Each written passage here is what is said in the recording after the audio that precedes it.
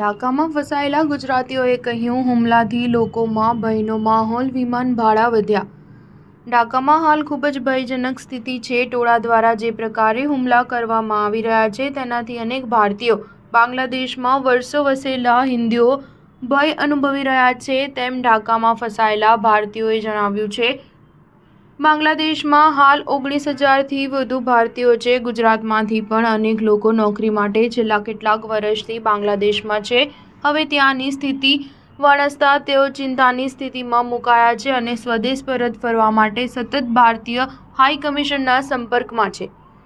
બાંગ્લાદેશમાં ફસાયેલા એક ભારતીયએ જણાવ્યું કે ઢાકામાં છેલ્લા કેટલાક દિવસથી લોકો રસ્તા પર ઉતરી આવ્યા છે. પોલીસ પર જ જીવલેણ હુમલા થઈ રહ્યા છે, એટલે તેમાં સામાન્ય વ્યક્તિએ રક્ષણની મદદ કોની પાસે માંગવી તે જ મોટો સવાલ થઈ ગયો છે. કાયદો અને વ્યવસ્થા સંપૂર્ણપણે પડી ભાંગ્યા છે. મોટાભાગના હિન્દુઓ છેલ્લા ઘણા દિવસથી ઘરની બહાર જ નથી નીકળ્યા. ઘરમાં અનાજ ખૂટવા લાગ્યું છે, પણ હાલની સ્થિતિમાં તેમના માટે બહાર નીકળી શકાય એમ નથી.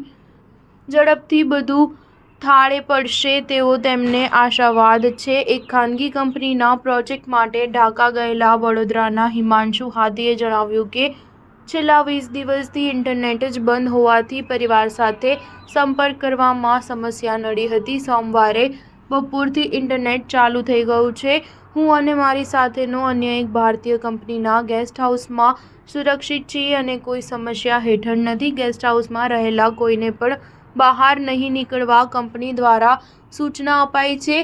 સ્થિતિ ગંભીર બનતા અનેક લોકો ગત સપ્તાહે જ ભારત પાછા ફર્યા હતા. ઢાકાથી દિલ્હી પરત ફરવા માટેની ટિકિટ સામાન્ય દિવસોમાં ₹7,000થી વધીને ₹50,000 થઈ ગઈ છે. સ્ટાર ન્યૂઝ 7 હંમેશા સચ્ચાઈની સાથે.